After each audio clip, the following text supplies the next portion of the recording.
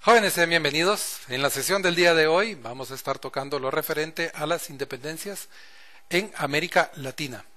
Como objetivos para esta sesión tenemos el conocer cómo suceden los eventos de la independencia en América. No todo pasa al mismo tiempo, pasan uno tras de otro, es una especie de cadena y vamos a ver cómo ocurren. También vamos a tratar de entender por qué el orden en que estos ocurren.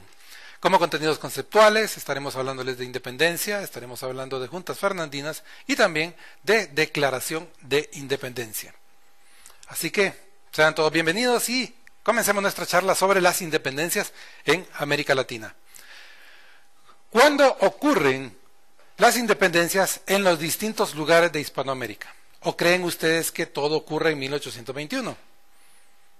¿Alguna vez se han preguntado por qué los 21 cañonazos que se dan el 15 de septiembre?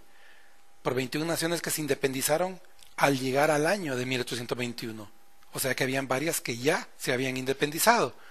¿Cómo ocurre esto? Bueno, acompáñenme por un viaje a la historia para que lo podamos averiguar. Para poderlo comprender necesitamos partir precisamente de lo que es la independencia de los Estados Unidos. ¿Por qué?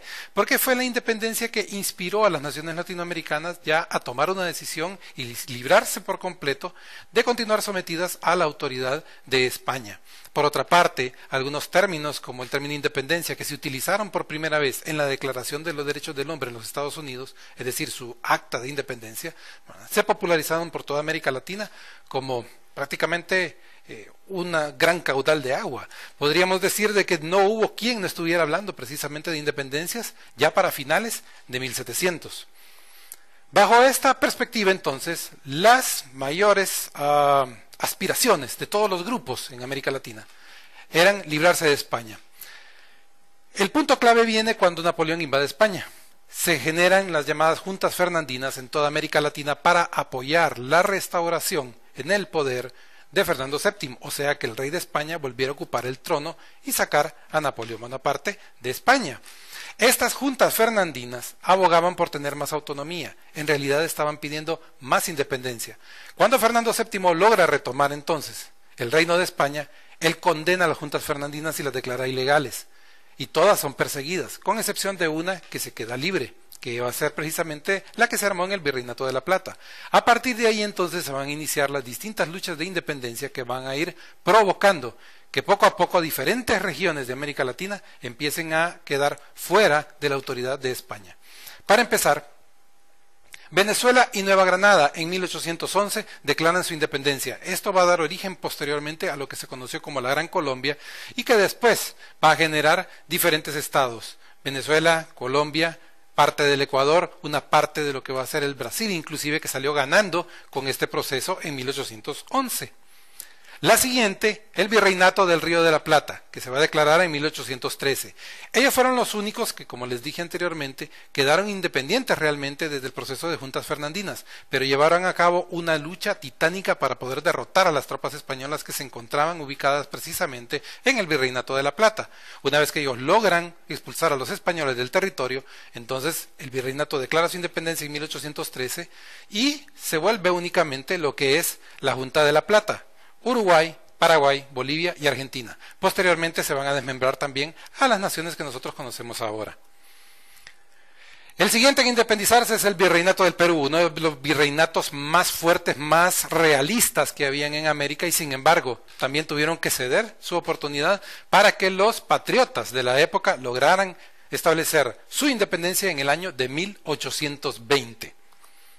Posteriormente, México, que había iniciado su lucha de independencia en 1805 y había sido abortada en 1810, la va a retomar en 1815 y va por fin a culminar en 1821. Esta es muy importante para nosotros porque Centroamérica en esa época dependía de México. Por ende, al independizarse México, era prácticamente como que Centroamérica se independizara. Sin embargo, nuestra declaratoria no va a ser inmediata.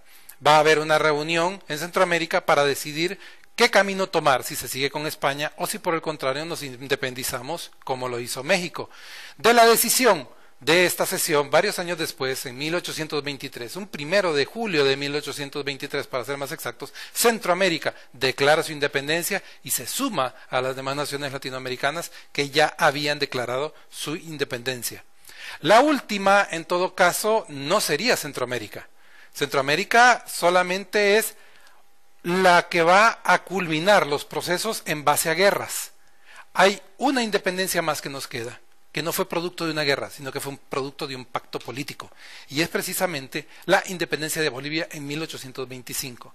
Si recuerdan, yo les dije que el territorio estaba sujeto al Virreinato de La Plata y a la Junta de La Plata después con la independencia, pero mediante un arreglo entre Bolívar y otros libertadores, se le concede autonomía a Bolivia, quien considera que su independencia se dio en 1825, siendo entonces este el último país en el continente que se va a independizar. Como pudieron ver, iniciamos nuestro proceso desde 1811 y terminamos en 1825. Bajo esta perspectiva, entonces, ¿qué podríamos trabajar hoy por hoy como tarea?